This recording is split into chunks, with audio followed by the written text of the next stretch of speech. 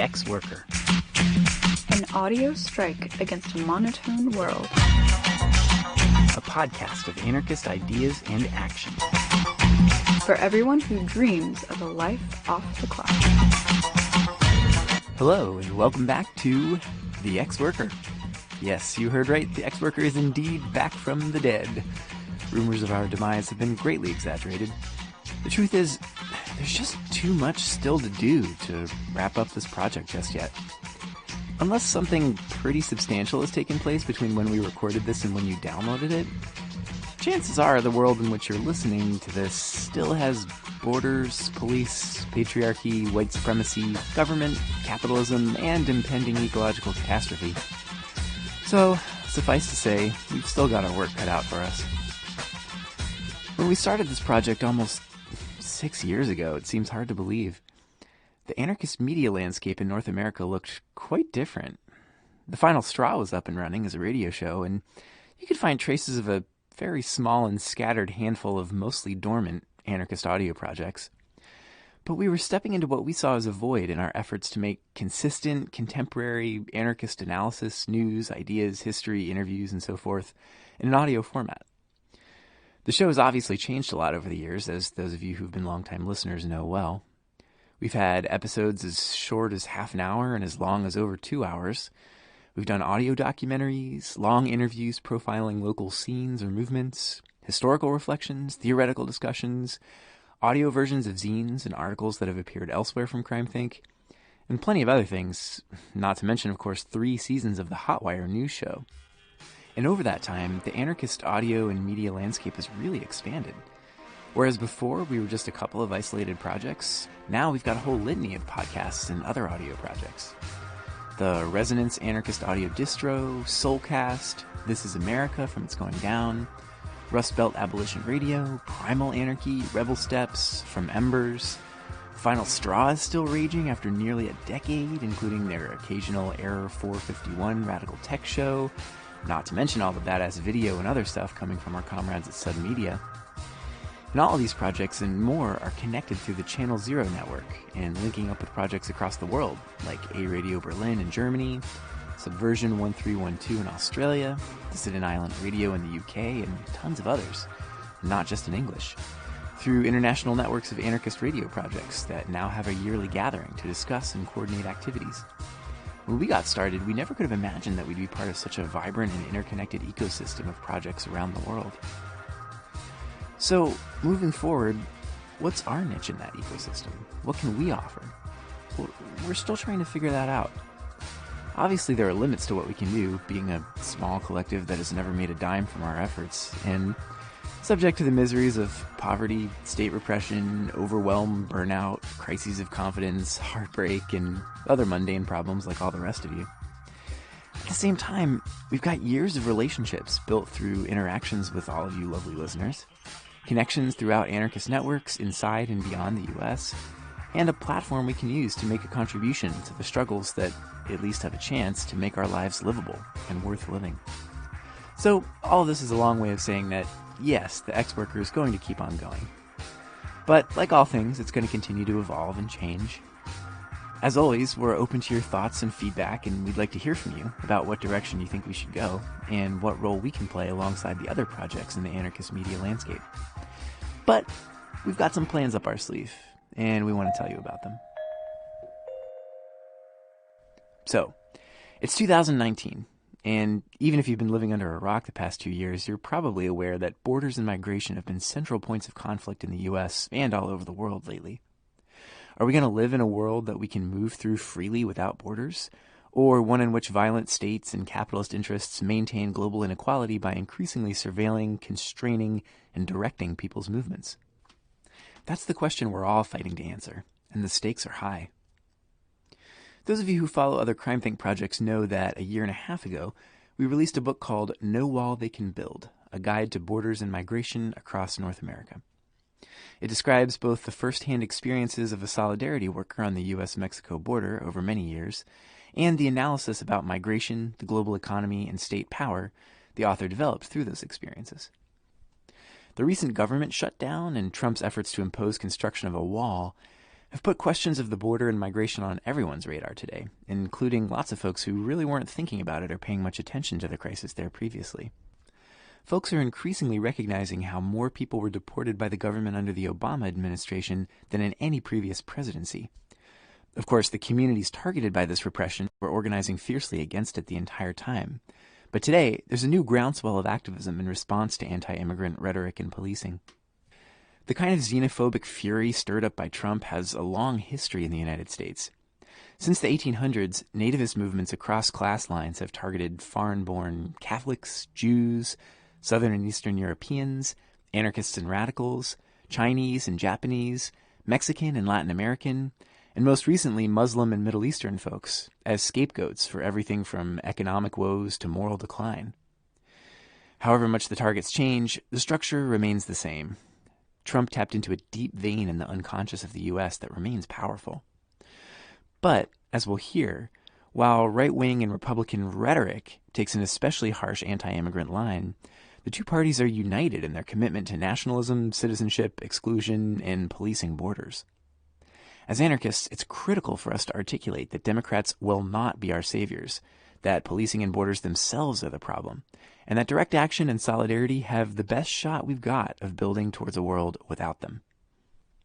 After Trump's election, we made an effort here at CrimethInc to learn from what anarchists have been doing to show solidarity with migrants in and around Fortress Europe.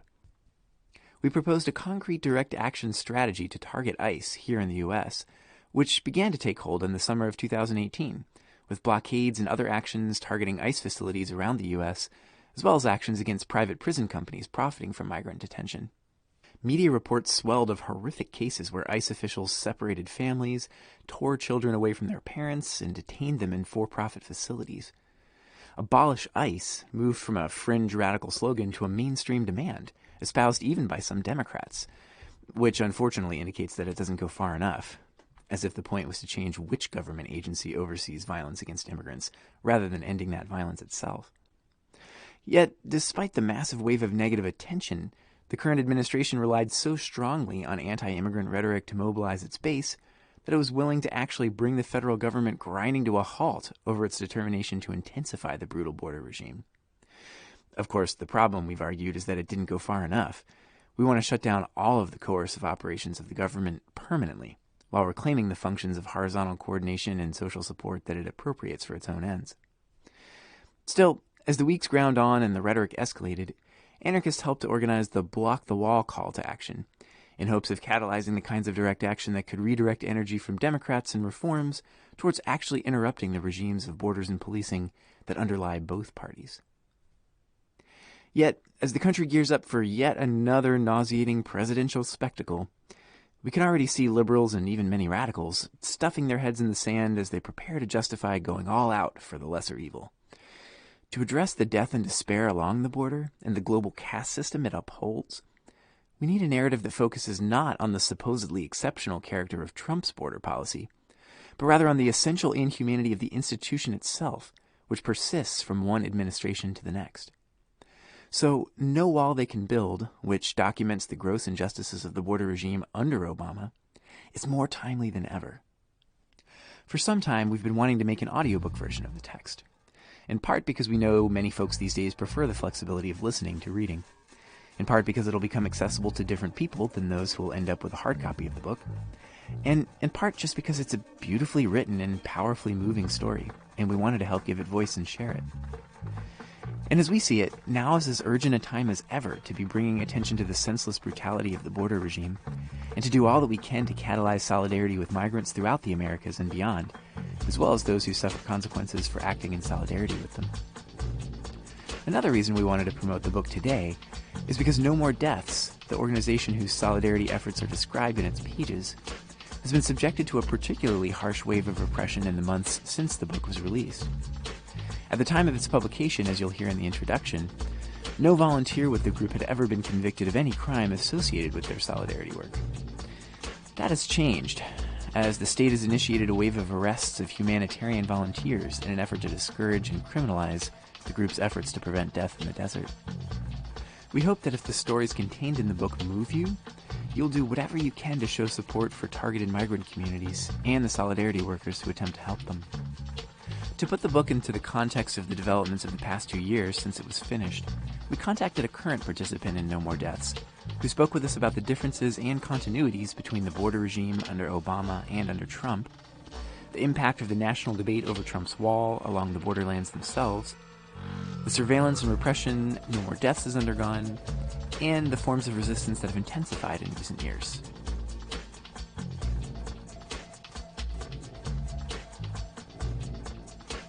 Welcome to the Ex-Worker. Could you introduce yourself and tell us a little bit about how you got involved with No More Deaths? Sure. My name is Maria. I've been volunteering with No More Deaths for over a decade, and I initially came down 2006 and 2007 to the border, some work on the U.S.-Mexico, both sides, and have been an active participant in the group ever since. So we're about to be releasing an audiobook of No Wall They Can Build, which goes into a lot of depth, both with analysis about the border regime and how it works in terms of global migration from south to north and the flow of people, resources, capital, etc. across these borders, and also with a lot of personal stories about life doing solidarity work in the desert. So the book was written over a period of many years, but mostly during the Obama era, when there was a president who a lot of people, accurately or not, thought was much more of a friend to immigrants and immigrant communities. Now that we're living in the Trump era, Trump's policies about immigration and the border are obviously one of the most high-profile things that radicals tend to react against. So to get started with our conversation about releasing this book, I wanted to see if you could tell us a little bit about what continuities and what differences have existed since the time that this was written, since the Obama era through to the Trump era. Sure. I think if you look at the differences between Obama and Trump managing of migration and enforcement, it's really just one of vitriol in discourse. But if you actually look at the infrastructural policies, I think there's a lot more continuity between the Obama era and the Trump era than most people really acknowledge. I would say that Trump is only able to enforce a much more xenophobic and violent and wide-reaching immigration enforcement system because Obama has infrastructurally put in place both the physical infrastructure and the legal infrastructure for Trump to be able to extend the mandates and dictates of Border Patrol and ICE in our current era. So I don't actually think there's that much difference between them. It's kind of a soft versus hard control where people get taken into custody, in what manner, and what kinds of violence they experience at the hands of the state, and then kind of the numbers. I think Obama played a game that had to do with differentiating between deserving and non-deserving categories of migration. Trump simply shifted those categories. I don't actually think the game that Trump is playing is very different. It's just about how criminality has been employed against undocumented communities in varying ways. So the difference is really mostly in rhetoric, which does have a difference. And then also, there's been a lot of coverage in the news lately about the undocumented minors crisis and taking children into custody. And I think it's really important to point out that that was policy that was put in place under the Obama administration, and facilities in Pennsylvania and in Texas have existed to incarcerate minors, and that the zero tolerance policy under Trump would not have been possible just logistically without the infrastructural investments of the Obama era. Speaking of that difference you mentioned between hard and soft power, I've been thinking about that in terms of making sense of the crisis going on in national politics around Trump's effort to force the construction of a border wall, and the way that Democrats are positioning themselves as if they're resisting Trump and talking about something totally different, where if you actually look at the proposal, it still involves more militarization, more funding for border enforcement, things like that, but with the absence of, I guess, just a physical wall. So Right. Given that this has been such a major national controversy, I'm wondering if you could tell us a little bit about how that's played out on the border itself, how folks in Arizona are experiencing it, how they're responding to it, what impact, if any, it's had on migrants themselves, and what kind of responses you're seeing to that rhetoric along the border. Sure. So I would say that, the damage that an increasingly militarized border the human toll has been lived. I mean, the urban centers were sealed in the 90s and traffic was funneled out into remote areas. It really was a gift to the cartels as far as consolidating human trafficking. And so correctly, you're highlighting that the difference between a Republican or Democratic approach to border enforcement just has to do with physical infrastructure, which Trump is obsessed with, a actual quote unquote wall, versus other kinds of enforcement that the Democrats are more than happy to fund. And I think it's really important to remember that there have been studies done that correlate border militarization and infrastructure and its effect on found remains. And we do find with an increase in militarization, we find an increase in people dying crossing. So that is one of the primary effects that it has on people trying to cross through the borderlands is any amount of enforcement and militarization and funding for military and honestly paramilitary infrastructure on the border does concretely lead to loss of life. And it's been kind of Kafkaesque to hear Trump and the Republicans utilize this verbiage of there being a crisis on the border for their own ends in order, honestly, to create more crisis on the border because, there is a crisis on the border. There's a crisis of death and disappearance, and there's been a lot of lives lost and families affected by missing loved ones, but the crisis is one that is being created by Border Patrol, by ICE, by the state as an enforcer. That is who is enacting violence on the border. That is where the real crisis lies.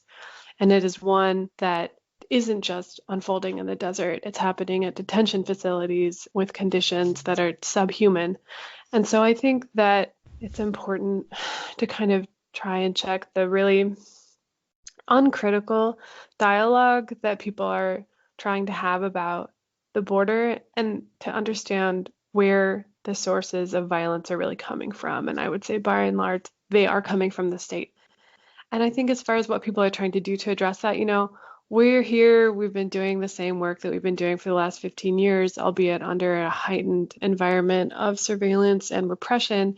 But, people are going to be continuing to do what they've always done, which is to help other people on the borderlands and to reach out in solidarity to directly affected communities. So we'll see, at the end of the day, the amount of money that is appropriated or misappropriated to increase border militarization is a problem, needs to be resisted, and does concretely lead to death and disappearance. You mentioned the increasing climate of surveillance and repression going on with No More Deaths in particular. I know that one of the things that y'all have been dealing with there has been these legal cases against some of your volunteers, and there's been some developments in that in recent weeks and months. So I'm wondering if you can start off giving a little bit of background about the arrests and the charges, the first wave of trials, and then what's coming up in the weeks and months to come. Sure. So we're about halfway through our trial process for our volunteers. The only outstanding defendant now is Scott Warren. He's facing a misdemeanor and a felony, and the felony is related to charges of conspiracy and harboring. And we have finished with a series of misdemeanor trials that had to do with putting water out on the Cabeza Prieta National Wildlife Refuge. So we've been having discussions and conflict with land managers about accessing these really remote areas where we put water. And one of them is Cabeza Prieta, which is a national park. And in order to cross in this extremely, extremely hot area, people have to walk across a bombing range. And Cabeza Prieta is the wildlife refuge where we put out water. It's the closest area we have access to in order to provide water to folks who are crossing in that area. So the charges that we were dealing with had to do with driving restricted roads. Basically, the wildlife land managers changed their permit to explicitly forbid humanitarian aid when that had not been a previous policy, and then pursued these cases, harassed our group, and then they were definitely referred for prosecution. So the government has been prosecuting humanitarian aid volunteers for putting water out while largely ignoring the death and disappearances that are happening in these areas. And these are, the more extreme, the more remote, and the more fatal areas where we work. So I think what has been shown in both the misdemeanor and the felony case is the level of collusion between different government agencies to surveil our organization in order to interfere and intimidate and try to stop the humanitarian aid work that we do. And then as we've been going to trial, we have been finding this counter narrative that's really hard to push against in court, that Border Patrol is somehow also providing humanitarian aid and that there's somehow a humanitarian component to their mission of enforcement. So one of the arguments that we had during the last trial, the government was saying that there are these beacons that get put out on Cabeza. There's not very many of them, and that somehow pushing a button in a very remote area where there is no water that will lead to someone's incarceration and referral into the deportation and immigration detention facility is somehow humanitarian. And so, they're saying, oh, we don't need to put water out because there's beacons for folks who are lost. And so it's just been challenging to try to push against these very recuperative and bizarre narratives that somehow an agency that is a paramilitary agency by their own admission somehow has a humanitarian role to play in this scenario. And this is, of course, a posit that is widely discredited internationally. Most aid organizations are very, very clear that you must separate the provision of humanitarian aid in low-intensity war zones from any groups that are actively militarizing or enacting violence in those areas. And I would say that Border Patrol definitely fits that definition. So what can folks do to show solidarity with the people who are still facing legal charges as a result of their humanitarian aid work? So you can definitely look up the case. No More Deaths has a Instagram and a Twitter account. And also, I would just like to say that Scott Warren is not the only person facing prosecution in this country for being in solidarity with undocumented communities. And there's plenty of activists around the country who are fighting against their own deportations. And I really encourage folks to look up our cases on The Intercept has been doing really great coverage. If you want to go in depth with the cases, you can definitely look there for more information. And you'll see in a lot of the organizations and journalists and other groups that we work with in Southern Arizona that, we are facing a level of repression that is being echoed in other communities and other activists are also facing. It's just part of the general reign of terror, I would say, that the Trump administration has unleashed against undocumented communities and anyone in solidarity with them. And at the same time that this reign of terror has been going on, we've also been seeing a really wide range of different kinds of actions that folks have been undertaking in the last couple of years, from airport occupations to ICE shutdowns to all sorts of other forms of solidarity. Are there any of these tactics or groups or initiatives that you'd particularly like to highlight or let folks know about, or ideas that you have about other ways that folks can show solidarity in the places where they are?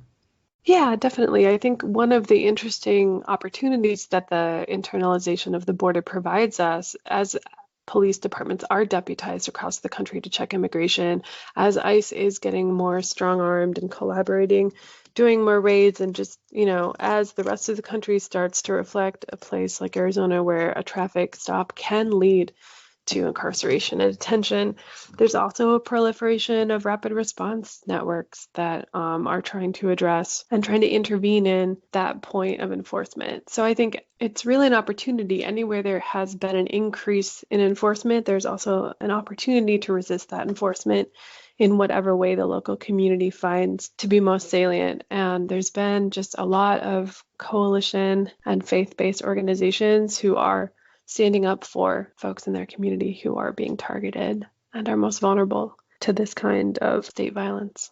So you don't have to be on the border to resist the border. You can definitely connect with a local group. Pretty much, most places in the country, people are realizing that this is negatively impacting people they love and trying to do something about it.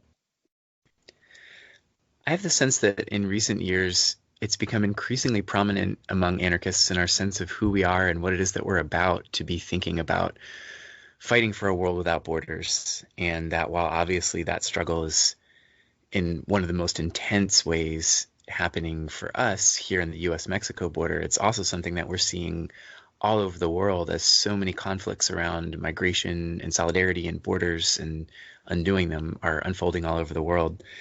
So just to close, I'm wondering if you want to share any reflections about how the solidarity work that you've been involved in the U.S.-Mexico border fits into the broader struggle for a world without borders.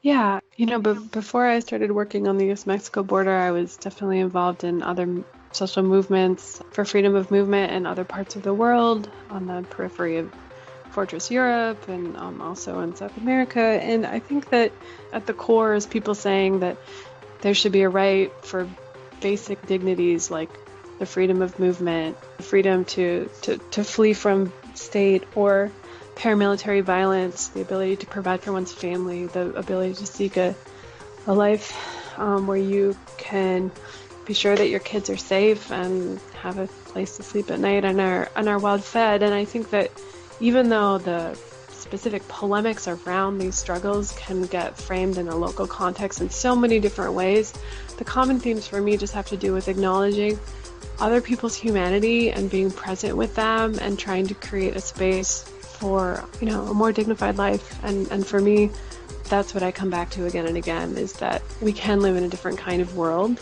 It takes a lot of work. and resistance is kind of something that you do every day. And so I just want to encourage people as they're waking up to or exploring for the first time the realities of the enforcement by the carceral state, that for as many ways there are for the state to incarcerate and deport and detain our friends, there are people who are trying to resist those tendencies. So I don't know if we'll ever get there, but liberation is really in the process. Great, Maria. Thank you so much for speaking with us. Yeah, thank you for taking the time to get the book out and the message out and to share our struggles with your listeners.